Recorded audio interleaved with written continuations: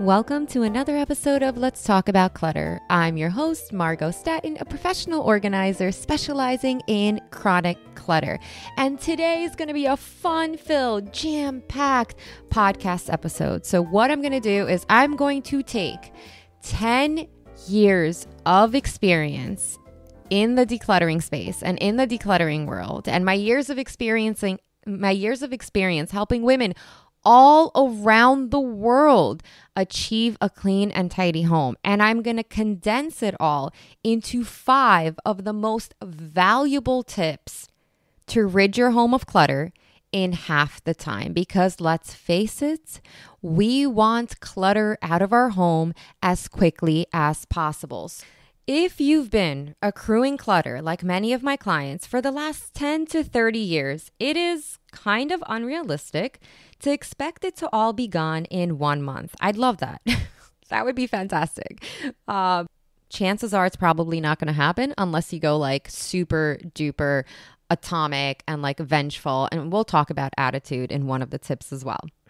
These 5 tips that I'm going to share today, you can actually speed up the process to being clutter-free and feel a lot less stressed about this overwhelming process by working smarter, not necessarily harder. And who doesn't want that? Who doesn't want to work less hard? So let's jump into tip number 1.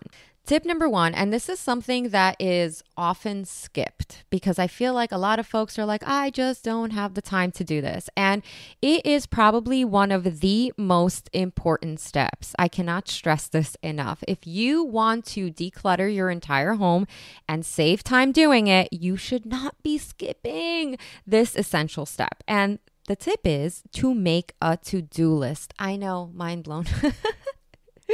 So when I was actually first starting out on my decluttering journey many, many years ago, I didn't even know, first of all, that decluttering was a thing. So if like this is the first time you're hearing about decluttering, then welcome. I was literally just like, at that point in my life, I had just gotten divorced. I quit my very, very toxic job. I ended up being a single mom to like a toddler. I mean, anxiety, depression. It was like one of my lowest points in life. It was a terrible, terrible, terrible time. And without getting into too much nuances, essentially, the state of my mental health was like a hot mess. I could not make sense of anything. And there was one day where I essentially looked around my home and I was like, oh my God, why do I have so much crap? Like my entire space was suffocating me. So I decided, since I couldn't control what's going on inside my head, I decided to, in order to feel in control, to like do something about my surroundings. So I went atomic on my home. I literally purged random items all over the house, like a nail polish here, some papers over there, a drawer in the kitchen. I was doing stuff. I was getting rid of things. The garbage bags and the donation boxes were filling, but my home still looked like a cluttered mess. And this was definitely not the smartest way to go about it. I had zero system, zero schedule. I was literally like sporadic all over my house and completely disorganized. And I found myself when I'm decluttering, I feel like I was just moving things around from one place to the next. Yes, like I was getting rid of stuff, but I felt like I'm getting rid of stuff, but yet my house still looked like a hot mess. And all that changed when I actually sat down and created a very easy and simple to-do list. What room am I starting with? Which drawer? How many times a week? What am I doing on days that I'm not decluttering for 30 minutes? Once I was able to actually create a system, a to-do list, a plan, right? I was able to not only declutter faster, be more focused, but I actually started to see tangible progress. And this is something I see again and again and again when I onboard new clients. They'll be like, Margo, I've been decluttering, yet my house still looks like a hot mess. And I was like, okay, walk me through your decluttering system. And a lot of the beautiful women that I work with are like, what system?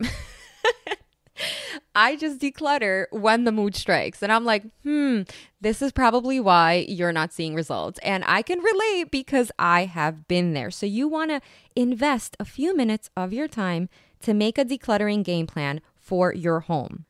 And by the way, I have an entire incredible masterclass that walks you through step by step. It's on demand, 60 minutes. It walks you step by step on how to create a decluttering plan tailored to you and your home. It even comes with a workbook.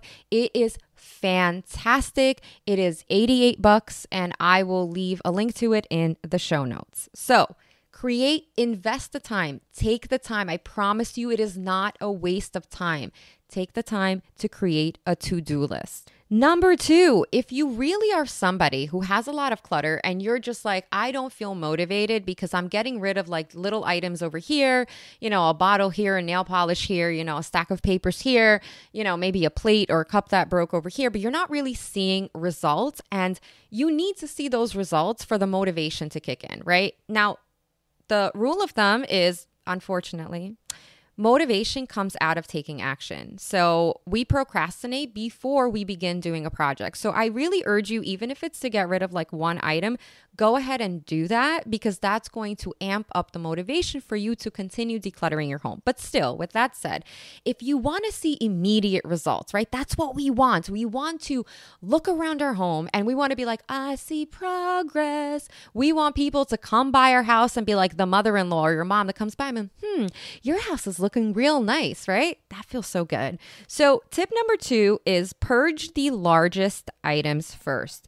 If you want to see an instant transformation of your home, toss the large items, the mattress up against the wall in the spare bedroom, the random chairs scattered in the living room that no one sits on. Heck, even the coffee table that serves no purpose other than to attract the mail and other paperwork clutter. And I'm going to share a funny story about the coffee table. Listen, just because I'm a decluttering coach does not mean that I'm immune to clutter buildup. So years ago, I had this gorgeous antique wood chest coffee table. When I tell you, this thing was like meant to be in a magazine, right? Absolutely stunning, multi-purpose, because since it was a trunk, I was able to like store extra pillows and throw blankets for when we had like company come over or my daughter, will have like a sleepover or whatnot. Like it was just stunning. Here was the problem. This thing accrued tons and tons of surface clutter.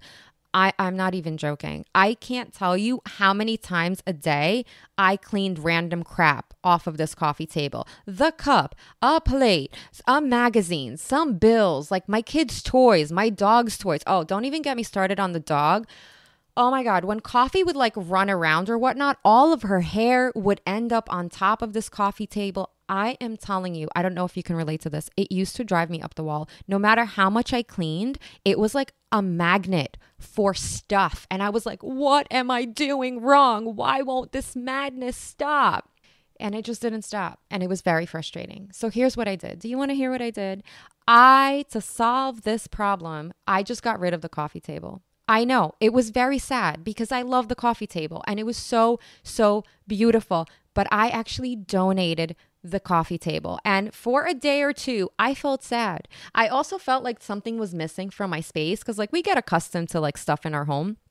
But I was really sad. But I promise you, after a few days, I forgot all about it. Because guess what? There was no more surface clutter accruing in my living room. And it's been now a hot minute. It's been a while. And I've never had a coffee table since then. So my point being, if you want to see results, like really impactful results, get rid of the bulky stuff first, right? Whether it's like boxes being piled up, furniture pieces, artwork that you don't need, get rid of the larger items. And when you focus on getting rid of the bulky items first, you also will begin to breathe better in your space, which is absolutely wonderful. Okay, let's move on to tip number 3. Toss 1 to 5 items a day, every day. Many people seriously undervalue the power of decluttering 1 to 5 items daily. It's this mindset of decluttering has to be this commitment of time, 15 minutes, 30 minutes, 60 minutes. And yes, to see larger results, that is true. But most of us can't commit to decluttering 30 minutes daily. What we can do is commit to tossing 1 to 5 items a day. And let me put it into perspective. 1 item a day is 365 items a year. Multiply that by 5 and you get 1,825 items. Not only that, getting rid of 1 to 5 items a day, while you're not seeing an overhaul of results, that's still progress. Now, typically what I do when I work with my one-on-one clients is we first create a decluttering plan for their entire home, right? It has to be unique to them and fit their lifestyle.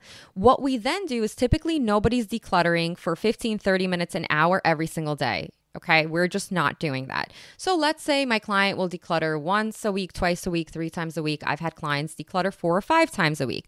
On days when they are not decluttering for a session, they're expected to still purge 1 to 5 items a day. And that keeps that motivation, that momentum, and of course going, and decreases the amount of clutter that you have. So I absolutely love the idea of 1 to 5 items a day. It works regardless of where you are in your decluttering journey. If you're somebody who is overwhelmed, if you're somebody who's procrastinating starting, 1 item a day doesn't seem overwhelming at all, right? It's just such a beautiful, easy way to purge your home. And the best part is that this won't take you more than a few seconds. Quick, easy tosses, paper clips, dry pens, old nail polish, dingy dish towel, a broken toy. If you're on your decluttering journey, you for sure have a ton of stuff around the house that's an easy toss. And by the way, just kind of like a caveat, when we're getting rid of these 1 to 5 items, they should be easy decisions. You should not be pondering, do I keep it? Do I not? Should I keep it in case of an emergency? That's not the point of this. This should literally not take you more than a second. It's a spot and toss. Tip number 4 is to declutter in 15 to 30 minute increments. 15 to 30 minutes of focused, intentional decluttering produces results. These are facts. Especially if you stick with your schedule and do it consistently, this will produce more results than sporadically doing an hour. So remember how I told you when I first started on my decluttering journey, that's exactly what I was doing. I was just like a little here, a little over there, an hour session here. And I was just like, I'm not seeing results. I'm seeing chaos, right? The key is commitment and consistency. It is better to declutter 3 days a week, 15 minutes at a time, than it is to do an hour whenever the mood strikes. The true essence of smarter, not harder is not marathons, but rather consistent sprints. And it might not seem like much, but if you have speed and momentum, you can declutter 1 to 2 drawers easily. And I actually love this method because this is exactly what I teach and what I preach and how I work with all the incredible women in my business.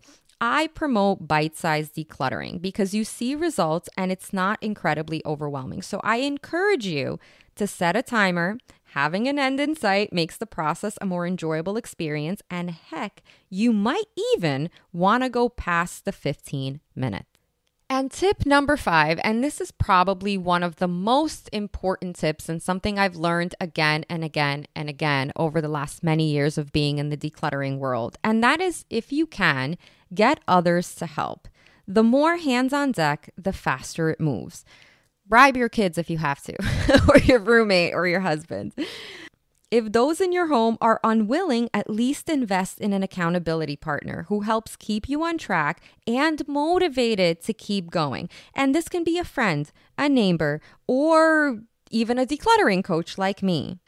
The point is that it's hard to do something like this on your own because it is an unrealistic expectation that you're going to be committed, excited, and motivated every single week. A lot of times it's like New Year's resolutions, right? You start January and you're like, I'm hitting the gym 5 days a week. Come February, you're like, what gym?